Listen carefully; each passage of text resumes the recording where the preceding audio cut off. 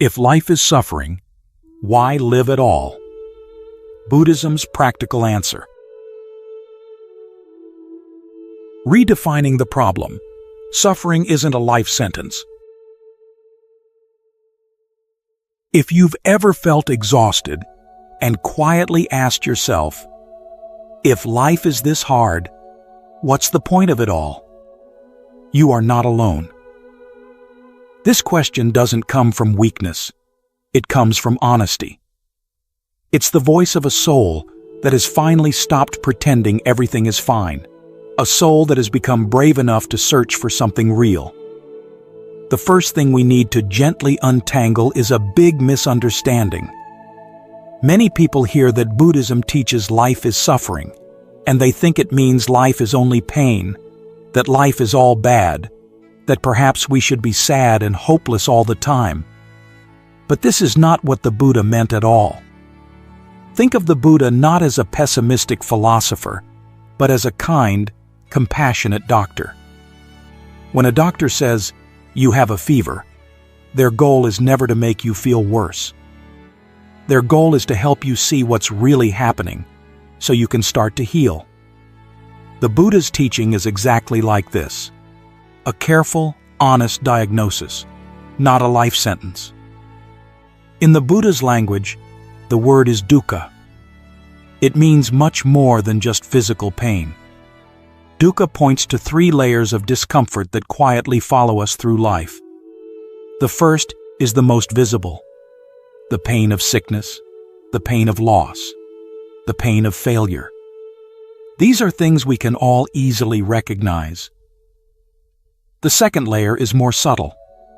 The pain of change. Think about the happiest moments of your life.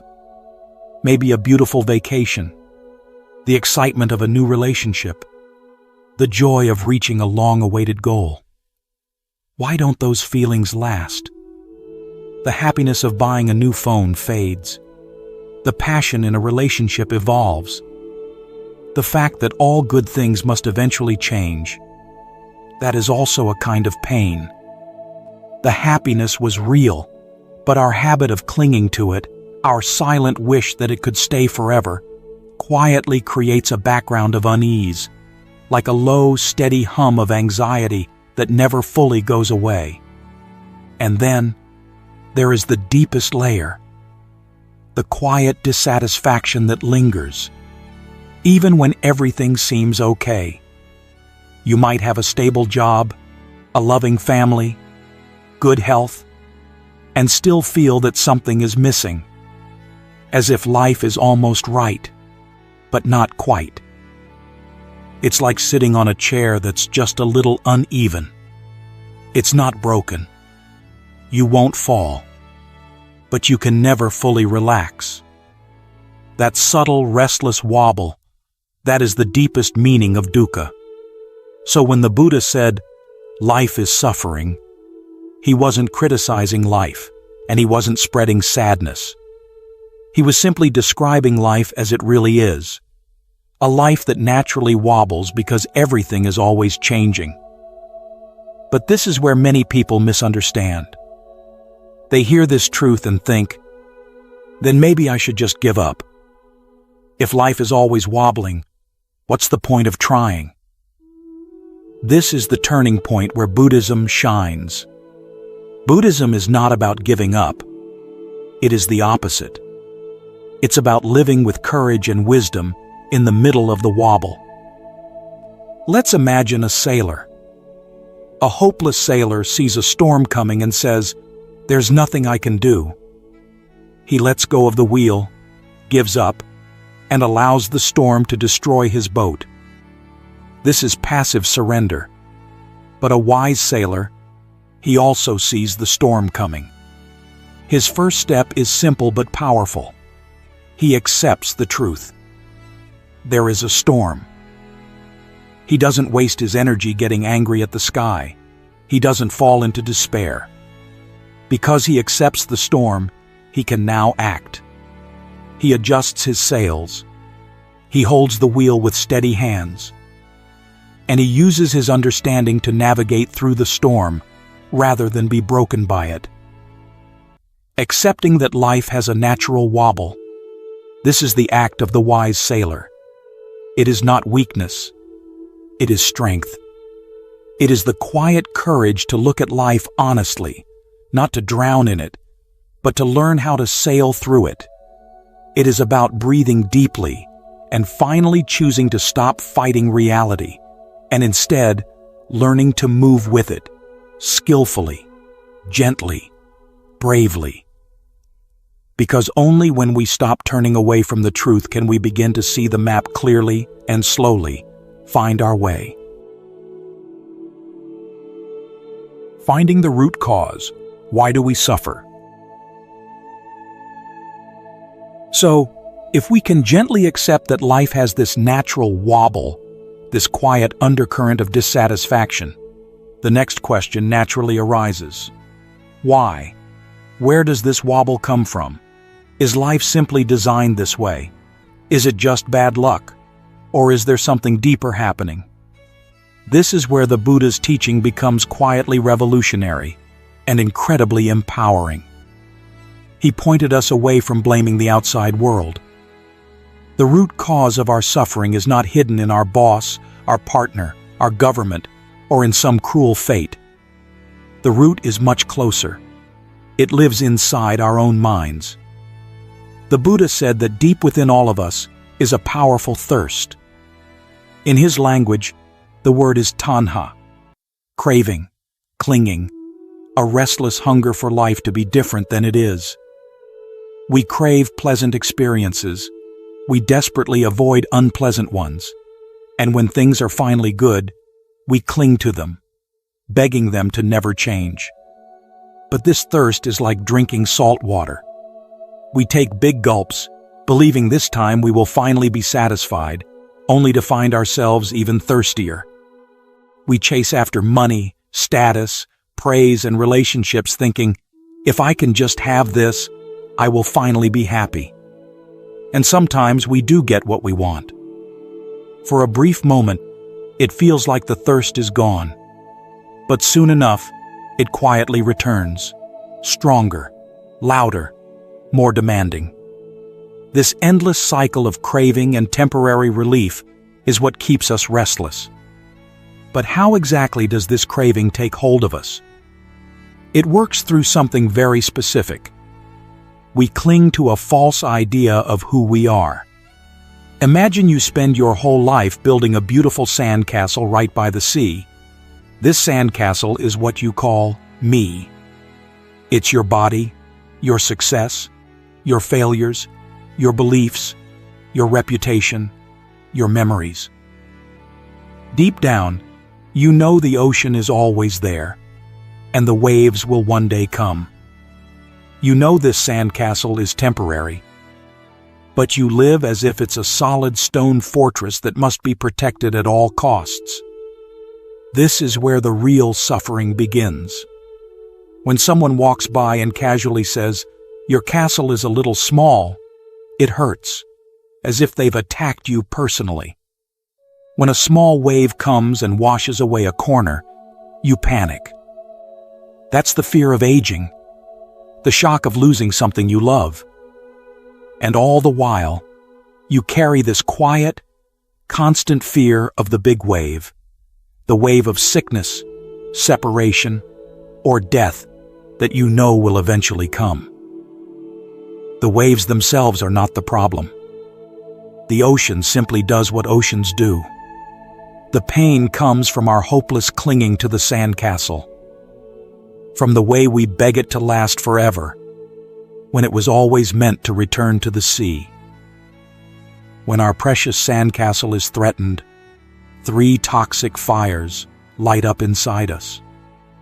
The first is greed, the craving to build taller walls, to make the castle bigger, to gather more and more so we can feel safer. The second is anger, the frustration and fury we feel toward the waves, toward other people, toward anything that dares to touch what we are trying to protect. And the third is delusion, the deep confusion, the stubborn refusal to accept the simple truth that the sandcastle was never meant to last. These three fires, greed, anger, and delusion, are not random moods that just come and go. They are the natural result of clinging to something fragile. They are the emotional smoke that rises from the fire of attachment. The problem isn't the ocean. The problem is our attachment to the sandcastle. The promise of an exit. What is Nibbana? So, if the problem is our clinging to the sandcastle, and the symptoms are these three toxic fires, greed, anger, and delusion, constantly burning inside us, it can all start to feel a little heavy. It's an honest diagnosis, but it's not an easy one to carry.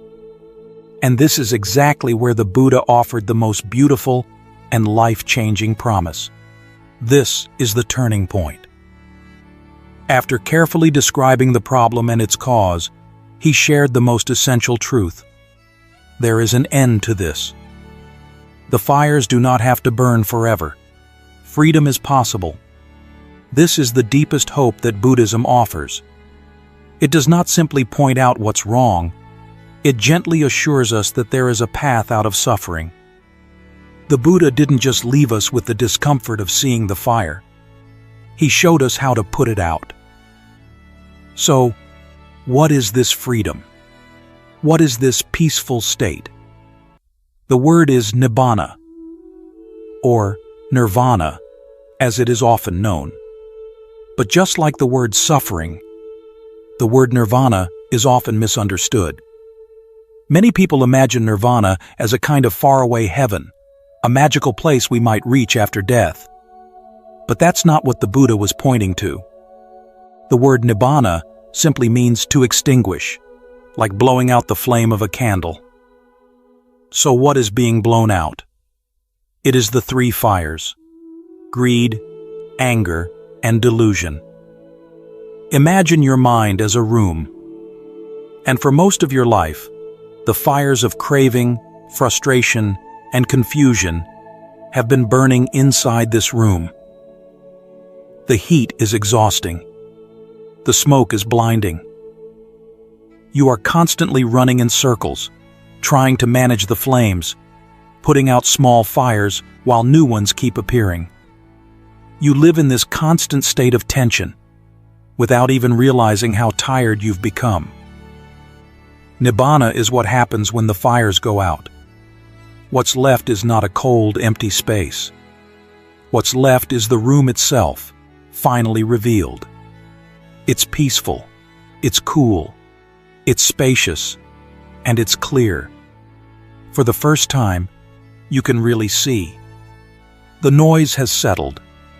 The smoke has cleared. The exhausting heat has vanished. This is not something mysterious or far away. This is the natural, quiet state of the mind when it is no longer on fire. And here is something truly important. Nibbana is not something you have to wait for after you die. It is a real, living possibility, right here, right now. Every time you feel anger rising, and you choose not to act on it, you are gently touching the coolness of Nibbana. Every time you notice a craving and let it pass without chasing it, you are tasting a moment of freedom. These small, precious moments, they are not far from the final peace the Buddha spoke of. This is the true reward we've been searching for all along. It's not a place. It's not a prize. It's the simple, profound peace of no longer being burned by our own minds. It's the quiet ending of an inner war we have been fighting for so long. And the fact that this is possible, that freedom can begin right here, in this very life, is the reason to begin the journey. It is the reason to keep walking. It is the reason to truly live. The practical map. How do we live? Knowing that there's an exit, a place of deep peace where the fires can go out, is a beautiful promise. It gives us hope. But the next question naturally arises. That's wonderful, but how do I actually get there? Is there a path? Can I walk it? The answer is yes. The Buddha didn't just point to a peaceful destination and leave us to figure it out on our own. He offered a practical step-by-step map to help us walk toward that freedom. This path is not about blind faith. It's not about complicated rituals. It's a clear, gentle training for the mind. You can think of it as a complete workout program, a gym for the heart and mind.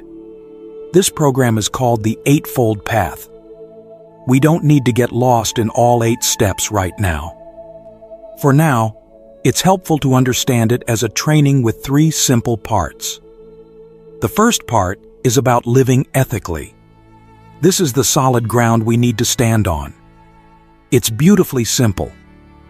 We do our best not to cause harm with our words or our actions. When we lie, when we steal, when we speak with anger, we stir up chaos inside ourselves and in the people around us. And it's very hard to find peace when we are constantly creating pain. So the first step is to gently clean up our way of living, so that our mind can begin to settle, like muddy water becoming clear. The second part is training the mind. This is the core workout. Just as we train our muscles at the gym, we need to gently train our attention. Our minds are naturally restless. They run to the past, to the future, to worries, to daydreams, without stopping. This training is about learning to bring our attention back, softly, to the present moment. One of the simplest and most powerful tools is the breath. Just feeling the natural rhythm of one breath, in and out, is like lifting a small weight for the mind. Over time, this builds the quiet strength of focus and calm. The third part is developing wisdom. This isn't about collecting ideas or memorizing philosophies. It's about learning to see the nature of your own mind. It's about gently watching your thoughts and emotions arise without getting swept away by them. For example, when anger shows up, instead of becoming the anger, you begin to notice, anger has appeared. It feels hot. It tightens my chest.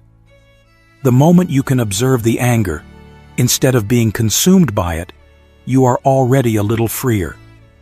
This is wisdom in action, the ability to see clearly without being trapped. But as soon as you begin this training, you will quickly meet 5 familiar obstacles. The Buddha called them the 5 hindrances, but you can think of them as 5 uninvited guests that naturally show up when we try to calm the mind. The first is sensual desire, the craving for pleasant experiences and the resistance to discomfort. The second is ill will, irritation, resentment, and the tendency to push away what we don't like. The third is sloth and torpor, the heaviness of body and mind, making us dull, sleepy, or unmotivated. The fourth is restlessness and worry, the agitated mind that jumps around, worrying about the future or regretting the past. The fifth is doubt, the deep, paralyzing doubt that makes us question ourselves and the path. When these guests appear, you don't need to fight them or push them away. The real training is much gentler. Simply notice their presence. You can quietly recognize, desire has arrived in my mind. Restlessness is here now. Doubt is present at this moment. You don't need to judge them. You don't need to argue with them. You simply see them clearly. And as you stop feeding them with your energy and frustration, they slowly begin to lose their power. With time, they soften, and they often fade on their own. This is where we learn a quiet balance, the rhythm between gentle effort and peaceful letting go. The effort is the steady, honest work of noticing these 5 guests when they visit. The letting go is the kindness you offer yourself when you're not perfect, when the mind still gets distracted, when these guests stay longer than you would like. You walk the path with patience, with steady determination, and with a soft, understanding heart. This rhythm, the gentle discipline and the compassionate release, is the heart of the practice. It's not about fighting. It's about learning to see, learning to stay, and learning to soften. And in this softening, real freedom begins to grow. The result of the journey, a life worth living. So what really happens when you start walking this path? What is the true result of training your mind and learning to gently work with the hindrances that show up? You don't become a perfect, emotionless robot. That's a common misunderstanding. In fact, you become more fully human. The result is not that you stop feeling. The result is that you are no longer controlled by your feelings. You move from being a victim of life to becoming the artist of your life. An artist doesn't get to choose all of their materials. Sometimes life hands you dark, difficult colors: pain, loss, hardship. A victim would resist those colors, complain about them, try to throw them away. But an artist learns to work with every color, even the darkest ones, to create something beautiful and meaningful. This is what it means to live wisely, to work with whatever life gives you, and to quietly shape it into peace and understanding. And this brings us to one of the deepest and most difficult questions. How does this path help someone who is facing extreme pain? The loss of a child, a terminal illness, a deep betrayal. Buddhism doesn't offer a magic pill that makes this pain disappear. It would be dishonest to pretend otherwise. The pain of great loss is real. It deserves to be seen. It deserves to be felt. What this path offers is something more honest and more powerful. It gives you the tools to be with the pain without being destroyed by it. Imagine your grief is like a crying baby. A panicked person might try to ignore the baby, or scream at it to stop, or run away from it. This only makes things worse. But a wise and compassionate person does something different. They simply pick up the crying baby, hold it gently, and sit with it. They don't need the crying to stop immediately. They just offer their calm, steady presence. This is what you learn to do with your own pain. You don't push it away, you don't feed it, you don't fight it. You simply hold it. You offer it your mindful, compassionate attention, like holding a crying child in your arms, without judgment, without panic. And in that gentle space of acceptance, something quietly changes. The pain may not vanish, but it no longer overwhelms you. It no longer defines you. It becomes something you can carry. You discover that you are bigger than your pain. When you lose someone you love, you may still feel sadness, but you also learn to hold that sadness with warmth. You remember the good moments. You learn the deep lesson of impermanence. You can even transform the pain into a powerful reminder to live more fully, to love more deeply, to continue walking with greater compassion in their honor. So let's return to our first question. If life has this built-in wobble, this dukkha, why live? The answer is not a single destination. The answer is the journey itself. You live to learn, to understand your own mind, to learn how to stop causing suffering for yourself and for others. You live to transform, to take the raw materials of your life, both joy and sorrow, and turn them into wisdom and compassion. You live to be free, to free yourself from the grip of your old habits, from the prison of needing life to always go your way. You live to love, to offer peace, not just to yourself, but to everyone you meet. This is not a passive path. It is not a life of waiting and wishing. It is a path that requires courage, steady effort, and a deep, growing love for life in all its shapes and colors. It is the quiet, beautiful act of taking responsibility for the peace you bring into the world. And this journey doesn't begin tomorrow. It doesn't begin when you're less busy. It begins right now, in this very moment, with your very next breath.